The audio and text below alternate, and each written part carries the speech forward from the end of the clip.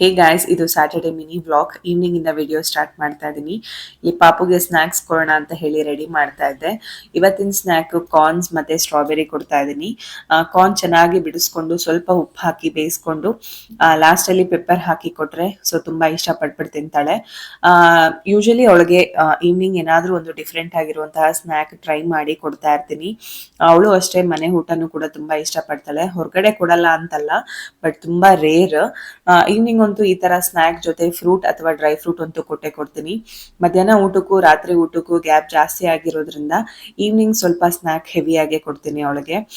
Next ಸ್ವಲ್ಪ ನನ್ನ ಬಟ್ಟೆಗಳೆಲ್ಲ organise ಮಾಡಬೇಕಿತ್ತು. ನನ್ನ ತುಂಬಾ ಸೀರೆಗಳು ಅಮ್ಮನ ಮನೇಲಿ ಹಾಗೆ ಇತ್ತು, ಎಲ್ಲಾನು ಕಳಿಸ್ಕೊಟ್ಟಿದ್ರು. ಸೊ ಹಾಗಾಗಿ ನೀಟಾಗೆಲ್ಲ ಆರ್ಗನೈಸ್ ಮಾಡ್ಕೋತಾ ಇದ್ದೆ. ಮತ್ತೆ ಫಂಕ್ಷನ್ಗೆ ಹೋಗಿ ಬಂದಿದ್ದು ಅಷ್ಟೇ, ಎಲ್ಲಾನು ಹಾಗೆ ಇತ್ತು. ಸೊ ಎಲ್ಲಾನು ಕೂಡ ಆ ಪ್ಲೇಸ್ಗೆ ಇಟ್ಕೋತಾ ಇದ್ದೀನಿ. ನೈಟ್ ಊಟಕ್ಕೆ ಪಾಸ್ತಾ ಮಾಡಿದ್ದೆ. ಇದರ ರೆಸಿಪಿನ ನಾನು ನೆಕ್ಸ್ಟ್ ವಿಡಿಯೋದಲ್ಲಿ ಅಪ್ಲೋಡ್ ಮಾಡ್ತೀನಿ. Thank you.